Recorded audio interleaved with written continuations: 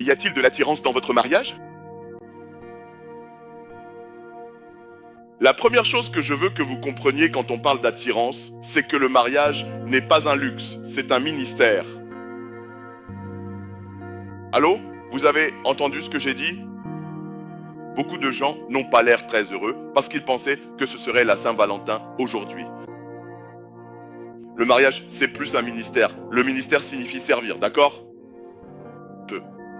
N'avez-vous jamais entendu parler du ministère de ceci ou cela? Oui, ce sont des bureaux où les gens travaillent et ne s'amusent pas. Imaginez alors le ministère chrétien. D'abord, lorsque nous parlons de ministère dans ce contexte, c'est vous qui servez votre femme et elle profite des avantages de votre service et vice-versa. Voyez-vous le service en chambre? Ce n'est ni le serveur, ni le concierge. Ce n'est pas le luxe de la chambre dont il profite. C'est le client de l'hôtel qui en profite. Bon, alors, laissez-moi poser cette question. La plupart des conjoints réclament un service hôtelier tout en infligeant à leurs époux un traitement digne d'un prisonnier. Allô? Touchez votre voisin et dites-lui. On parle peut-être de vous. Alors ma question pour vous, dans votre mariage, est-ce que votre conjoint a l'impression de vivre dans un hôtel ou dans une prison? Vous pourrez répondre à cette question une fois rentré chez vous. Et quand je dis prison, c'est qu'ils se sentent libres ou non? D'accord? Ensuite, deuxièmement, est-ce que vous traitez votre conjoint comme si vous n'aviez pas...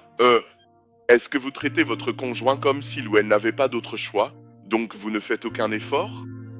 C'est-à-dire, ton pied, mon pied, on est dedans ensemble. Okay. Vous dites, je n'ai pas besoin de changer. Je n'ai pas besoin de faire d'efforts. Je n'ai pas besoin de... Il demande, écoute, j'ai besoin que tu sois comme ça. Alors, regarde, reste là. Tu ne vas nulle part. Également, lorsque vous vous mariez parce que vous êtes désespéré, vous mettez une pression énorme sur votre conjoint pour qu'il soit ce qu'il n'est pas et fasse ce qu'il ne peut. Je voulais juste vous laisser ces réflexions avant qu'on continue.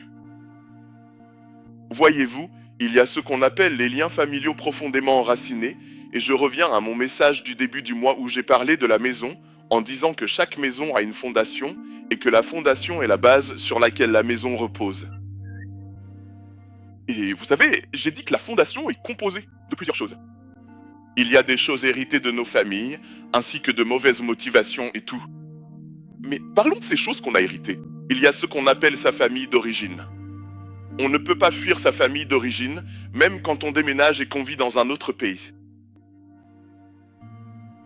Il y a donc des personnes qui quittent l'endroit où elles se sont mariées et disent « Ah, je ne veux pas que tu sois proche de ta mère, ta tante, tes sœurs, ceci ou cela. » Eux, dans tes rêves. C'est toute sa famille que tu emmènes avec toi au Canada. Pourquoi?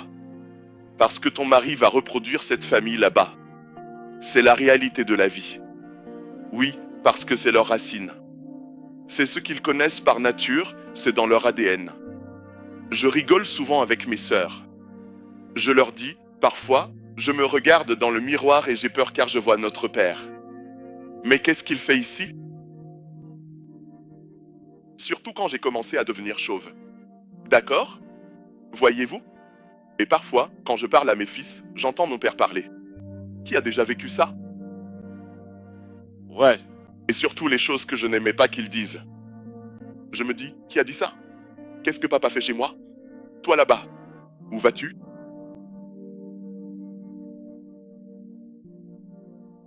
Vas-tu aller lire ton livre? Tu sais, quand bien Israël a quitté l'Égypte, il manifestait l'ancienne mentalité égyptienne dans la nouvelle terre où ils sont arrivés. Nous vivons généralement notre mariage sur des fondements erronés, enracinés dans nos familles d'origine. Par défaut, nous reproduisons nos familles originelles dans nos mariages. Et cela vient appuyer la pensée d'un vieux philosophe appelé Georges Santayana qui disait « Ceux qui ne peuvent pas apprendre du passé sont condamnés à le répéter ». Donc, peu importe à quoi ressemblait le mariage de vos parents, c'est probablement ce que vous reproduirez si vous n'apprenez pas une nouvelle façon de faire, si vous n'apprenez pas ce qu'ils ont mal fait et que vous n'apprenez pas à le corriger. Ça n'a rien à voir avec le christianisme, encore moins la spiritualité. C'est pour ça que vous et moi devons grandir spirituellement. Ouais. Et qu'est-ce que la croissance spirituelle? La croissance spirituelle, ce n'est pas d'être né de nouveau depuis 35 ans. C'est quel effet a eu cette nouvelle naissance sur vous? Et écoute bien ceci. La meilleure façon de voir cet effet, c'est à travers ta vie de famille aujourd'hui. La croissance spirituelle exige de se débarrasser du péché, des mauvaises pratiques dans notre famille d'origine et de réapprendre à vivre et à aimer selon la manière de Dieu dans notre mariage. Quelqu'un peut dire se débarrasser? Débarrasser. L'autre jour, je suis sorti avec quelques jeunes hommes de cette église et l'un d'eux a dit quelque chose. Entre parenthèses, il a donné sa vie il y a quelques années, ou peut-être qu'il l'a redédiée, il y a environ 3 ans, ici, dans cette église. Et lorsque nous partions, il a dit quelque chose qui m'a vraiment touché. Il a dit qu'il avait un associé, et cet associé n'arrêtait pas de dire qu'il aimerait vraiment, je ne sais plus si c'était rencontrer le pasteur ou s'il a dit quelque chose comme « J'aime vraiment ton église ». Je ne pense même pas qu'il soit déjà venu dans cette église. Et le jeune homme lui a demandé pourquoi. Il a dit « Parce que je vois l'effet que ça a sur toi, tu es une personne très différente. Tu es ci, tu es ça, tu as changé. » Alors, je ne sais pas si c'est vrai pour tout le monde, mais voilà quelqu'un qui laisse le christianisme l'influencer. Voilà le genre de choses que nous souhaiterions, vous savez, si votre conjoint va dans une autre église, ou en quelque sorte, qu'il dise de vous.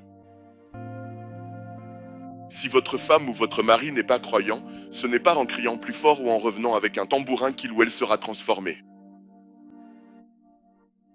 Nous, est-ce que ça a du sens?